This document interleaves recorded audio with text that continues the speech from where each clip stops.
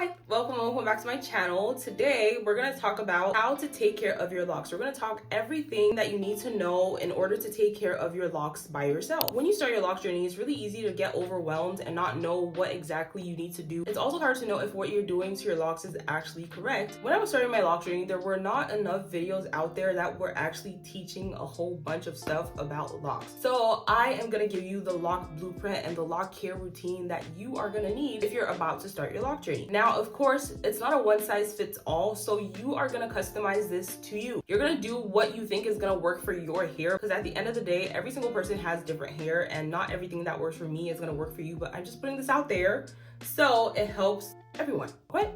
Okay, let's get into it. So the first thing I'm going to talk about is some things that we tend to get wrong when we start our lock journey. Number one thing I'm going to talk about is over moisturizing. Like, we're always spraying water in our hair, trying to get the hair to lock faster. Spray.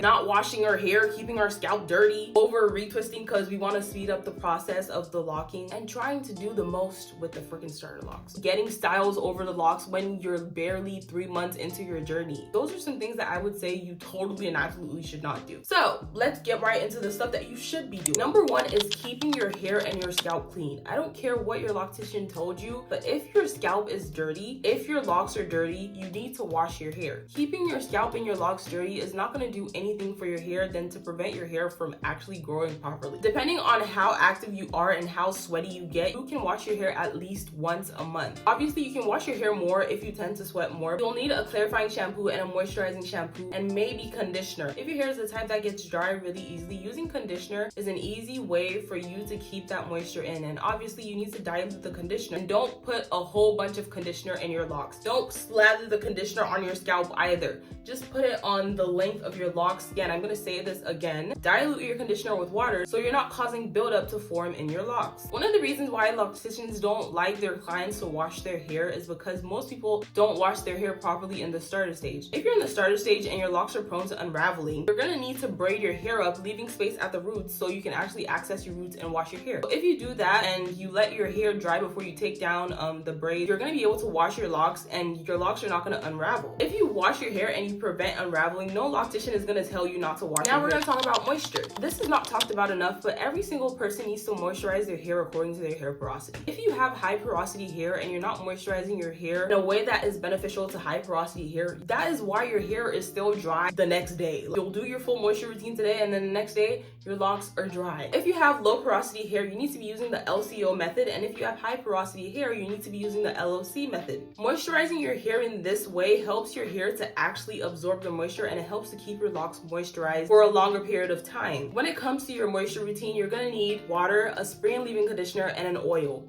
If you deal with dandruff, you're probably going to need 2 oils. You're going to need a lightweight oil for your scalp, because if you have dandruff and you use heavy oils on your scalp, you're going to cause your scalp to flake up. You can use a thicker oil for the ends of your locks, because the ends of your hair are the oldest part of your hair. If you're not using an oil that's just a little bit heavier to seal in the moisture, your hair is going to get dry quicker. Some other things that you can add into your moisture routine is an anti-dandruff spray. You can also add regular leave-in conditioner to add extra moisture. If you're using regular leave-in conditioner, you need to make sure that it's diluted. You don't necessarily need to use a spray and leave-in conditioner if you're using the diluted leave-in conditioner. You can use one or the other. It doesn't really matter, as long as you have something to put a little bit more moisture in your locks. If you want to use just water and oil in your locks, that's fine, but make sure that is enough for you and you don't have to do it every single day. Using a leave-in conditioner in your locks prevents you from having to moisturize your hair every single day. Let's talk maintenance. The lock maintenance methods that are really common are interlocking, retwisting / palm rolling, and crocheting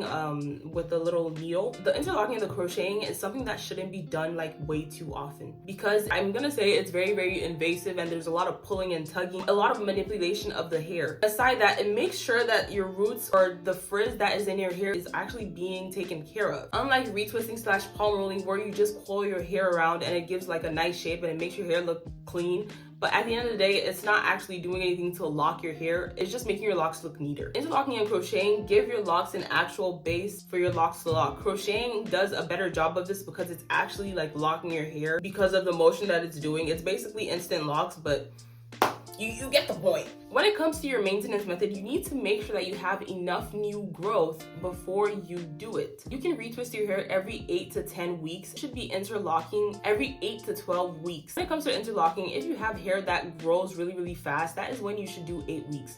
But if you have hair that takes a little longer to grow, you should be interlocking every 10 to 12 weeks. Don't overdo the interlocking and don't overdo the retwisting. Don't overdo the crocheting either. Every single lock maintenance method has the potential to cause your locks to thin. So if you're doing them way too often, that is literally a recipe for your locks to start thinning. The next aspect we're going to talk about is protecting your hair and preventing lint in your hair. You need to go to sleep with a bonnet. If you get a retwist, cover your hair with a scarf and then put your bonnet on and then go to sleep. For an extra measure, make sure you have a satin pillowcase because material from your blankets and your jackets and your clothes and all that can get stuck in your hair, and that is going to cause your hair to have a lot of lint. You don't want lint in your hair. You don't want to be walking around with a whole bunch of lint in your hair. That is not cute.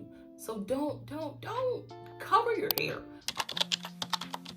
When you're in your starter lock phase, you can't be doing the most with your locks. You need to let the locks be and allow your locks to transform. You can't get starter locks and then 2 months later you already want to put knotless braids and 2-strand twists with extensions and you want to put curls at the ends.